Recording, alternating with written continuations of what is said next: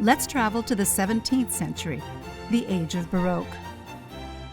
Art of this period was known for bold colors, lavish detail, and extremes of light and dark, all combining to create high drama. It was a time of Caravaggio, Rubens, Rembrandt, Velázquez. And have you also heard of Artemisia Gentileschi, an Italian painter who rose above turmoil and trauma to be one of the great masters of her era?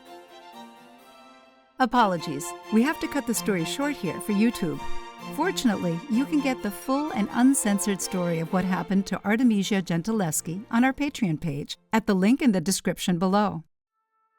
This made-for-TV revenge story obscures the complex and multifaceted awareness of female presence and power Gentileschi displayed across her lifetime of work. Nearly all of her paintings feature female protagonists who are painted with a masterfully naturalistic eye for the feminine form. And these women consistently represent far more than fury. They impart self-assurance, courage, and empowerment. To really get a sense of this more nuanced picture of Gentileschi's work, let's return to Susanna and the Elders. In it, Susanna turns away in fear. Her pose is defensive. Her body appears to curl in on itself.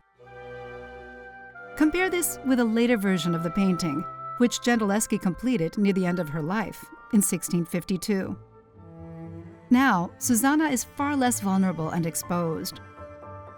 Her body language is fixed, firm, and she makes eye contact with her assailants.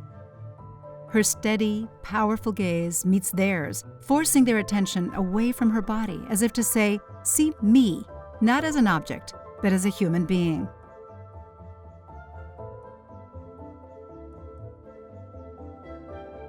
Want more of the unexplored? Check out these videos.